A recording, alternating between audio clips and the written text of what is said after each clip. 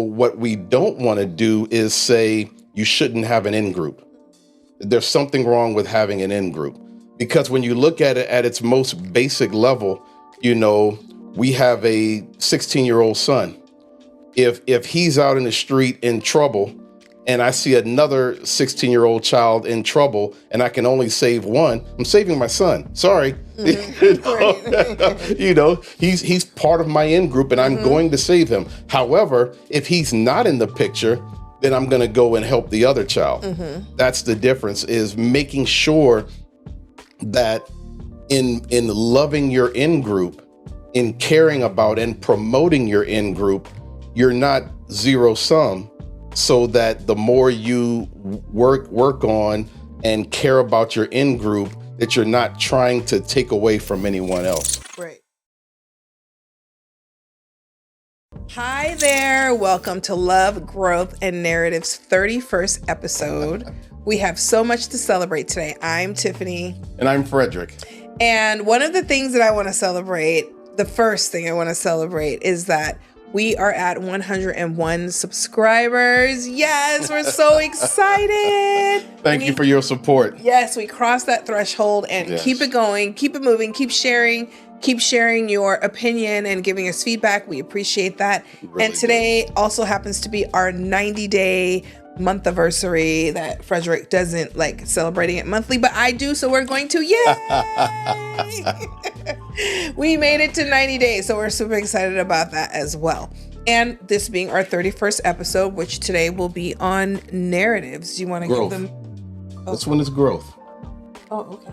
It's on growth. Do you want to give them a little taste of what it is? You can say it's also a narrative, but it also has to do with something that has grown within both of us. In episode 4, we talked about the in-group, out-group dynamic. We talked about how constraining it can be, and how some people try to decide who can be in what in-group and out-group and all of that kind of stuff. But we wanted to look at it a different way, from a totally separate angle, and talk about the benefits of having an in-group. And not only the benefits of having an in-group, but how that doesn't become a zero-sum conflict with those that are outside of the in-group. How we can love our own in-group, but not necessarily have any kind of problems with the out-group. Yep, absolutely. I can't wait to dig into this topic. All right, so we're going to dive on in. Thank you so much. Just real quick about the whole month anniversary thing. It would be like 3 month anniversaries, not 30 month, but whatever. Did I say 30 months? You did. Yeah. Oh, I meant to say our 3rd month. Right. Okay. All right. So, either way, I celebrate our marriage every day. So it's probably why it's not as important to me, but that's okay. All right. Okay. We're going to get started now. The reason why I really like this topic, which, it could be in the field of growth or narratives, either way, is, when I went into the Army in the late 80s, early 90s, one of the things was in the Army, regardless to where you came from, you were Army. And the reason why that became important, because you'd be on different posts or installations, and you would be sometimes mixed in with Marines and Air Force and Navy. And we had a particular dislike for Marines. And it was like, we would see each other and basically it would be a fight.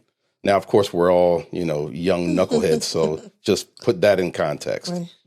But, years later, once I got out of the Army and 9/11 happened, I still had friends that were in the military.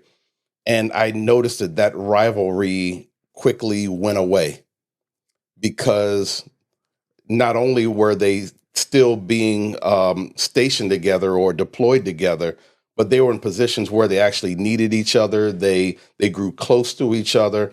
And so now when you would talk to people of different services, you didn't have that same rivalry. I mean, sure, there's a little bit of friendly rivalry, but now you had Army and Marines and Air Force and Navy folks who really got close because of, a similarity of their situation.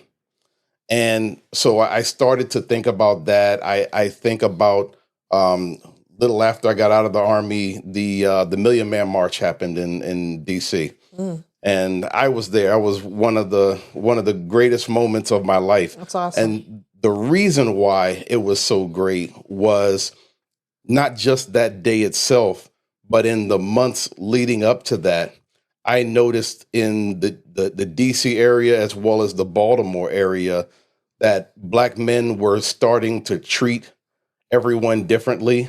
It just felt like we were starting to walk differently and talk differently. There were some neighborhoods that I would go into where, a couple of weeks before, people would have looked at you funny and maybe even started something with you, where you would go into those neighborhoods and they're like, "Hey, how you doing? Good to see you." And I mean, at first it was shocking. It was like, "Whoa, good to see me," But you saw how men were starting to, Black men were coming together and saying, "No, we're the problem and we have to fix each other."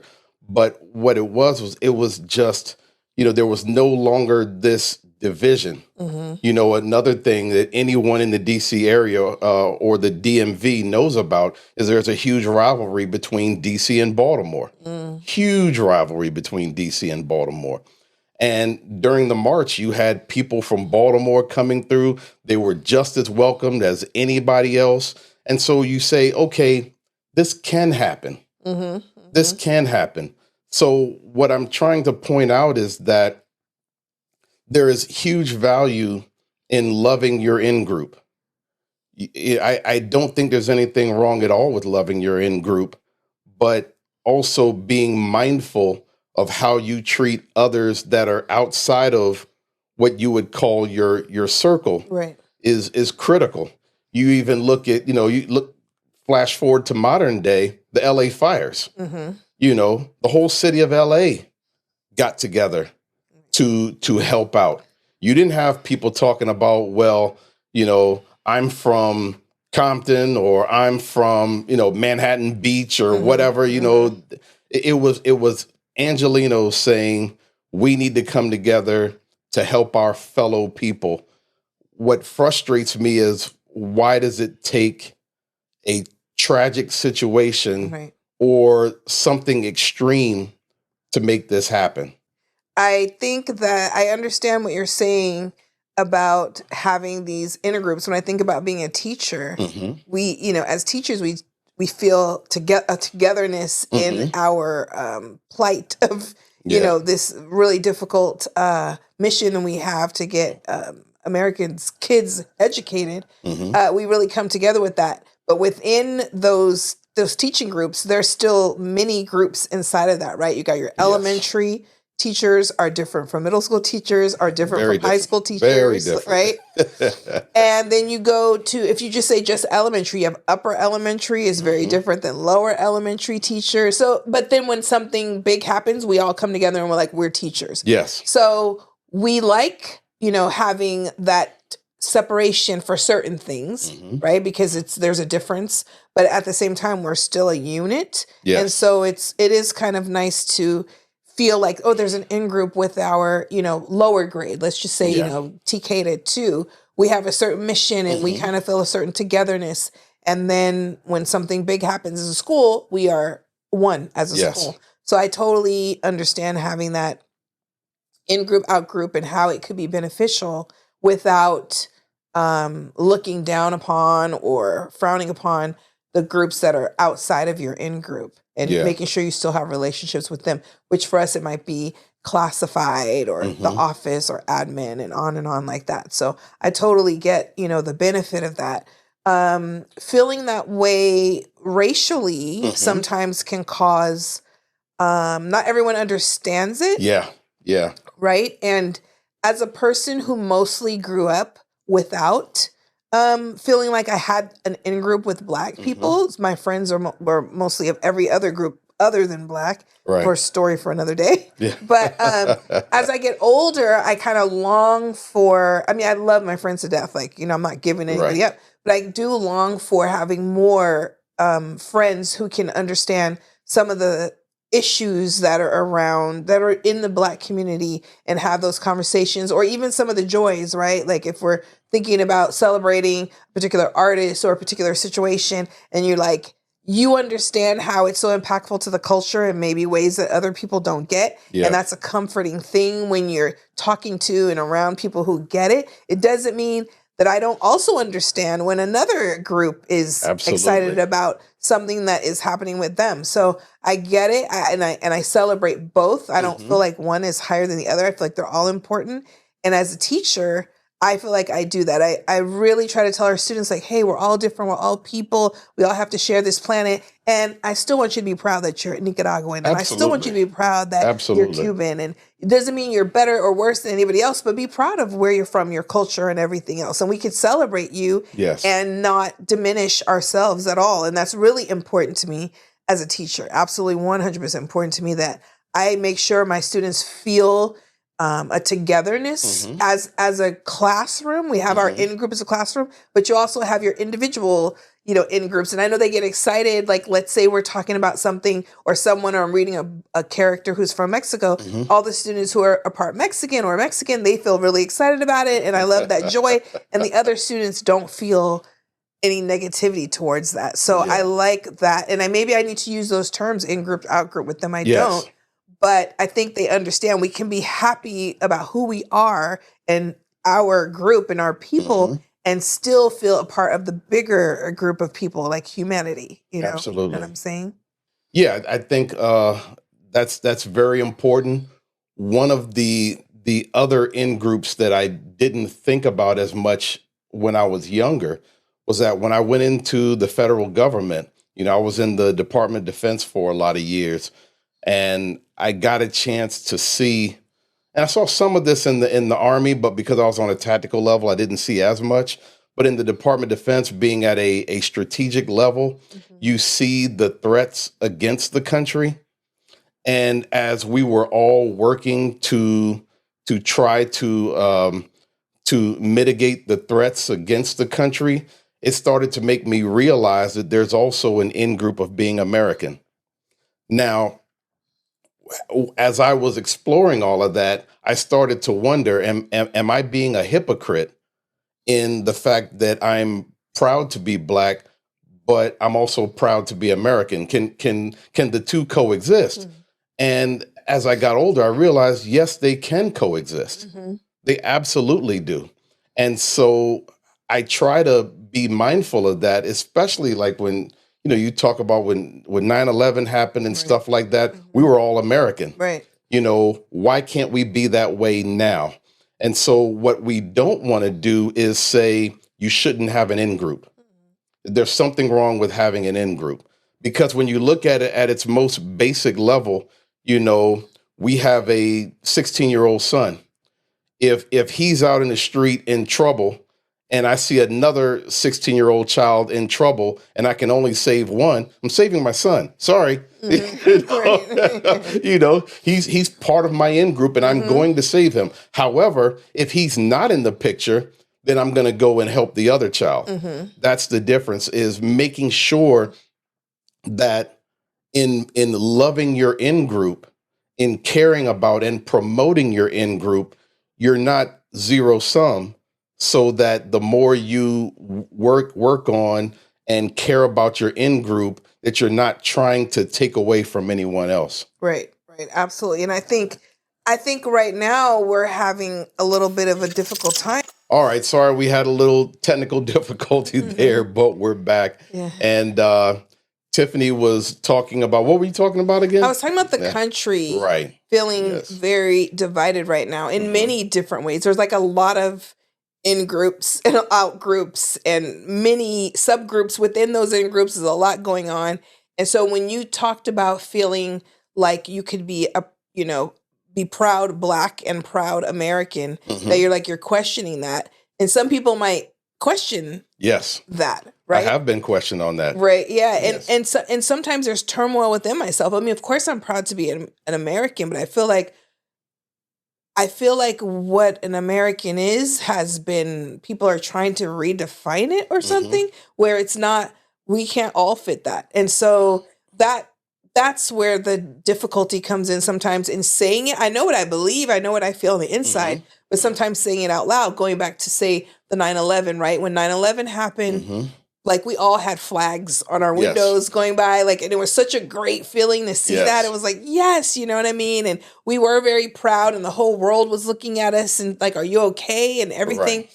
And then now with the flag, the way that it has been used kind of to divide, it feels like it has been, you feel a little bit like, ooh, the flag, like if you see a ton of flags somewhere, it doesn't mean what it should mean. Yes. And what it does is it creates a false binary where you can either be proud of your in group or you can love everyone. It's a false binary because it makes you feel like you have to be one or the other, where you either can be proud to be a woman, proud to be Black, whatever the case may be, or you can't be proud of that and you have to be everything else. Right. But the reality is that you can do both. You can be proud of who you are and people of, and be a part of a group with similar interests, similar background, whatever the case may be, but also have empathy for everyone else and care for everyone else. Right. And I think that a lot of us have had to do that automatically just because of the way life is set up. I think that even in celebrating, the further I go along in life and the more that I have some of these conversations, like having to celebrate Black History Month feels sillier and sillier. Like, why can't we just have all history? And some people say that, but then they're not looking at, well, when you talk about all history and what's taught in the history books, it doesn't include everyone. It does. Every group is not included. And therefore, that is why we need to have it. But then still, some people still don't necessarily celebrate that the way they celebrate all the other things that are going on. Say this month, Valentine's Day, President's Day, you know, people are really going all out for that. Teachers going all out for that, dressing up in that and everything else. But when it comes to Black History Month, they may not get a Black History Month shirt. Yes. Right. And so that's a group they want to kind of, I don't know, I'm not talking for every teacher, but you just see the celebration of these other holidays, which are also around a particular culture. Yes. They feel really comfortable celebrating. And when Black History Month comes, it's kind of like it has a stigma. And so that makes me want to do it even more, even though I just want it to be a group that we're all in. Yes. You know, and not to feel like, well, I have to push it harder because I actually am in that group. Yeah. I feel like we jump in and out of groups all the time. And I feel like as teachers, we should be in every group when it comes to doing cultural things, because whether we want to think about it or not, Valentine's Day is cultural. It's, you know, it's about an Italian person. So therefore it is cultural. It's not like it's so separate the way people like to see it. I don't know. I feel like it's important to be have an in-group and have a sense of belonging. Yes. But that doesn't mean that I'm not comfortable in other groups as well, because where some areas where we may be different, I may be completely with that person in a different way. Absolutely. Right. And that's what I want and need from people in order to feel really complete for me personally. Yeah, I mean, I tell you, it also manifests itself. It was probably 20 some odd years ago when myself and my best friend Robert, you know, we were really into fixing up cars and racing cars, and you know, and we noticed that we would go down to this place called MIR, Maryland International Raceway, Budds Creek, Maryland, and you would see how people who you normally may not want to be around, how you would come together because of your love of working on cars.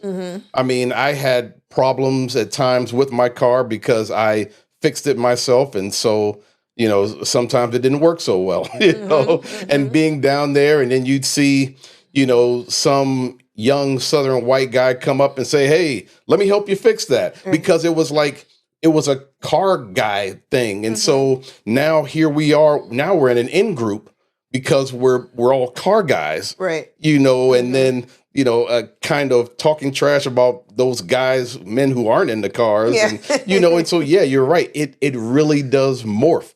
In so many communities out here in Los Angeles, the exercise community, is very strong. You go to a marathon, and if you get hurt or anything happens to you running the marathon, any of those run groups will run to your rescue to help you out. Right. They don't care if you're a part of their group or not. You're a runner. So now you're part of their in group. You are part of it. Yeah. And so I love that because it lets us know that we can do both. You actually can do both. You can love your in group, enjoy being in your in group without wanting harm for your out group. Right. I think it's important to celebrate what makes us the same and what makes us different. And if we can accept and celebrate those things and enjoy it and find connections with people, like someone who you may have two separate in groups, but you're going to find people within those in groups that are going to have things that are in common. Yes. And you create a new in group with that person. And I think if people are more open to that, instead of, I just have to stick to my in group no matter what is going on. And, it's probably actually hurts you as a person. I think your growth. It does. Not being able to step out of it and appreciate your own and yourself and what you love to do. And I'm not just talking about race, right? It could be anything. Like you said, when I was deep in the fitness world, believe it or not, really deep into it, it was very different. Like your friends who are very into fitness are very different from your friends who are not, you know? And it's like, you're going to get up early, you're going to be there, you're going to show up, what you eat. I mean, it's just a different world. It really is. That in group totally understands what you're dealing with, what you're going through. Right. They understand why you can't stay up but so late because you got to be at the workout at 5 a.m. You know what I mean? And so it's an unbelievable thing, but it's amazing, right? But I was still able to have friends in both areas, and both, so it's important. And I would imagine that some of those friends that you met on your fitness journey, you may have never had a conversation with, if you didn't have that to bring you together. Right. And I will say most of them have, because I've fallen off of the fitness, like I don't speak to a lot of them as much anymore. I mean, we all showed up at the same place. We spent our Saturday mornings exactly the same, and so I don't see or talk to them as much anymore. And that's sad. But sometimes you're in group, you only have that one thing that you're really have in common. And so you don't see them afterwards. I guess like some teachers are like that, right? Like some don't talk to each other. They're very close at work, but once the day is over, that's it, or the summer hits. But there's other of us, we're friends no matter what. We travel together. It goes beyond the fact that we're teachers. That makes us tight too. But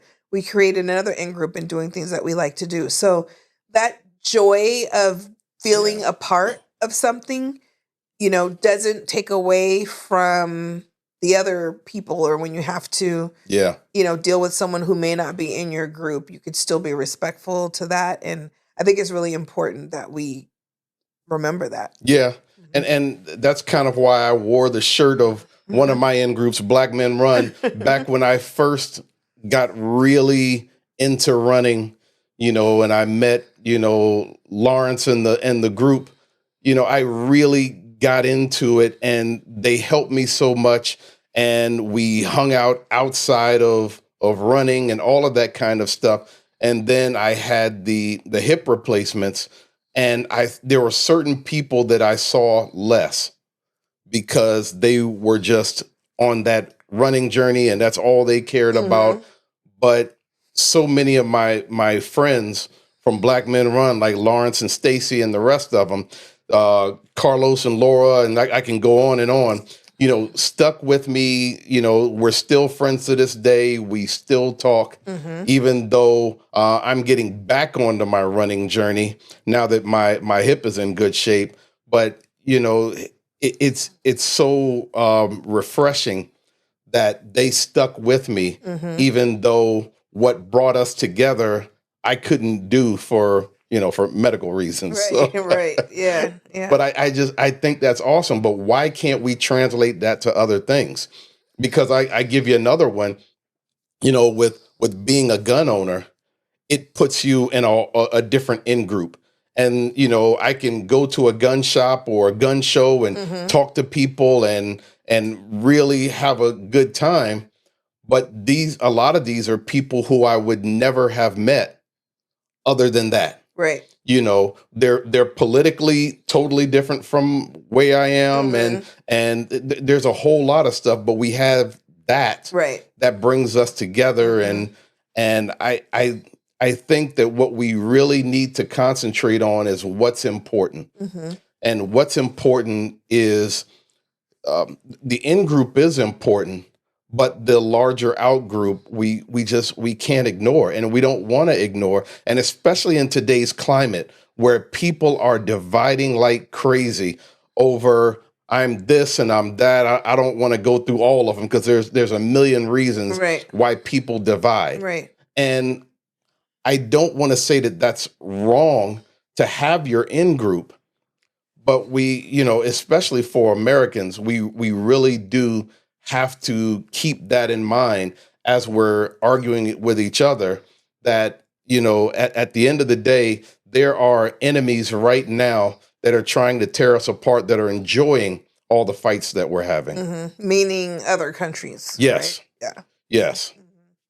And there's probably some inside the country that that are Very enjoying true. That as well. Very true. But we can't allow ourselves to be torn apart by this. And so, by me wearing a Black Men Run shirt, I can walk up and down the street and some people will look at me funny. Right. It's fine. Yeah. But then, when we assemble on our Saturdays for our runs and stuff like that, we've had women show up. We've had white people show up or Hispanic people show up. Hey, can we run, you guys? Absolutely. Come on and run. Right. It's just we're a Black Men Run group. Right. But we're not kicking anybody out. Right. If you want to come run with us, absolutely come run with us. Yeah.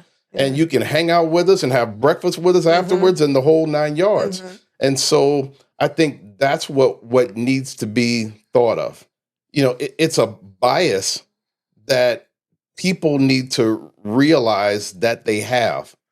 Because if you don't realize it, then you start to really separate yourself from everyone else as if they're such different people from you. Right. And they're really not. Right. At the end of the day, we are humans. Yes. Above all the other subgroups. Absolutely. Right. That's the one thing for sure. Absolutely. That we all have in common. And of course, there's different levels, to the treatment and all that. No one's taking away all the injustice or anything like that. No, absolutely not. But, when something big happens, we all kind of come together as humans first, like for the fires, right? Yes. We saw all kinds of people out there trying to help out, all ages, races, backgrounds, everything. Economic backgrounds, you name it. And so that's something to take joy in. Yeah, it is. It is. But that's really the message that we want people to start thinking about in these times of division between left and right and all this other kind of stuff, is that we're still American. And if you're able to, all right, sorry, unfortunately, we had another disturbance. We're doing this on Tiffany's day off from school, but, she still has her school alarms going off, which, Frederick doesn't have patience for that. However, as a teacher, you have to have alarms for everybody who needs to go here, there, speech, counseling, you name it, getting extra support. And so there's probably about, 7, 8 alarms that are going off on a Monday that I would normally be at work. So we're going to wrap this up soon before any more alarms go off. Which, the teacher in group understands. Yes, I'm sure that the teacher in group understands. But the cybersecurity in group does not understand. So, and I don't want to turn them all off because then I'll forget tomorrow, and they all need to be on, and people be calling, "Why is so and so here?" Yeah. So the message that we really want people to have is to think about the bias that you have towards your in group. And not that it's wrong. You should enjoy your in group, but just think about how that affects everyone else, and make sure that you're not in this zero sum thought process where doing for your in group is taking away from someone else. You know, it's not necessary. It's a false binary. And we have to be better to each other. It doesn't mean we're always going to agree.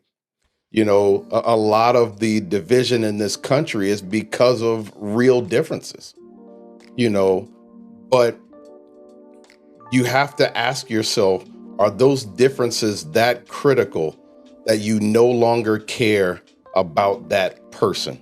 Right. And I want to add that while there is a tremendous amount of growth that can take place in your in group, also there's growth stepping out of that in group and going to other groups as well. So take a look. Do you ever step out of your in group? Perfect point. And I think that really will help you understand some of the things that are going on a different level. If you're having difficulty with that, if you don't care to, it's just a healthy way to be. It is. It absolutely is. I think everyone should do that. And I know people who live in certain parts of the country where they maybe don't have as much access to people who think that differently. Just be mindful of that.